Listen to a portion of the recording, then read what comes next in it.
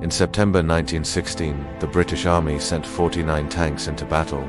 For the very first time in history, 9 made it to the German lines. The other 40 broke down, got stuck, or caught fire, before a single German fired back. This is the machine that was supposed to win the war. Today we tear it apart. The Mark I tank looks like it was designed by someone who'd never seen a tank before, because no one had.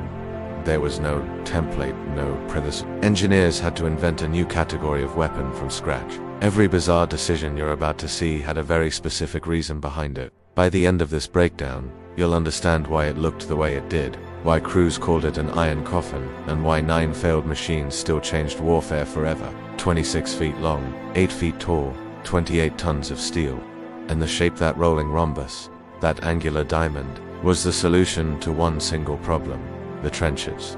German frontline trenches were typically 12 feet wide. Any conventional vehicle would nosedive straight in and die.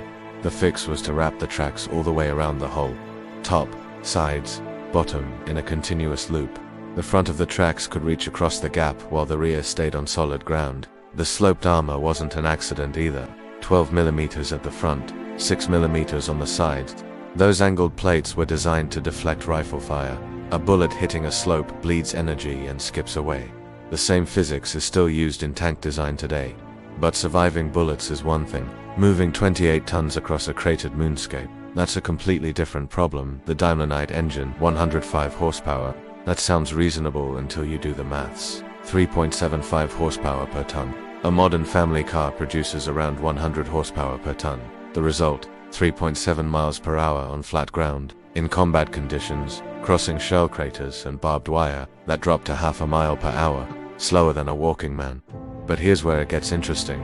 The Mark I came in 2 versions, male and female. The male carried 2 6-pounder naval guns mounted in those bulging side pods called sponsons, built to destroy German strongpoints and machine gun nests.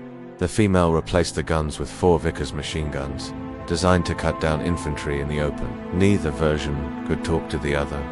No radios and no intercom. Commands inside the hull were passed by tapping on crew members' shoulders. For communication with the infantry outside, they used carrier pigeons. But none of that, not the engine, not the weapons, not the tactics, nothing prepares you for what it was actually like to be inside one of these things. 8 men, inside a steel box roughly the size of a garden shed. The engine wasn't in a separate compartment. It sat in the center of the crew space, exposed, unshielded, radiating heat into the hull. Interior temperatures regularly hit 50 degrees Celsius, 122 Fahrenheit. Men passed out not from enemy fire, but from heat. Carbon monoxide from the engine seeped into the crew space. The guns fired inside the hull. Cordite fumes had nowhere to go. And the noise, the 6-pounder cannon produced 120 decibels at the breech. That's the threshold of immediate hearing damage, sustained inside an enclosed steel box, for hours. But nothing was more feared than the armor itself. When a bullet struck the outside of the Mark I, the impact didn't just stop at the plate. It sent tiny shards of steel blasting inward from the inner surface. Spalling, like the hull itself, was trying to kill you from inside. The solution, chainmail, actual medieval chainmail, worn over the face. They called it the splatter mask. These men, mechanics and soldiers and pioneers, were wearing medieval armor inside the world's most advanced machine. But it wasn't just the inside of the tank that could kill them. The Germans were not helpless. Within weeks of encountering the Mark I, they deployed the Spitzgeschoss MIT Kern, the K bullet, a standard rifle round with a hardened steel core. At under 100 meters, it punched straight through 12 millimeters plate. The machine that was supposed to be invincible, pierced by a modified rifle bullet. Go back to that number from the opening. 49 tanks committed, 9 made it. 82% failure rate on the first day the weapon ever existed. By any measure, the Mark I was a disaster, but here's what that number doesn't tell you. Those 9 tanks terrified the German high command.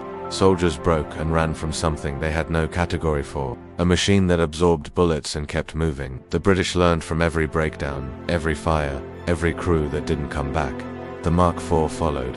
Then the Mark V, the tactics evolved. Tanks stopped operating alone and started moving in concentrated mass formations.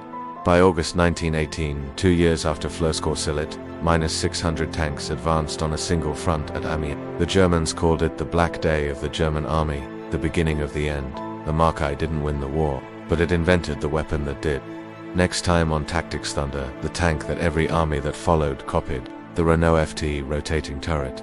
Modern layout, built by the thousands. The blueprint that shaped every tank you've ever seen. If this breakdown was worth your time, subscribe. We go deep on the machines that shaped modern warfare, one cutaway at a time. See you in the trenches.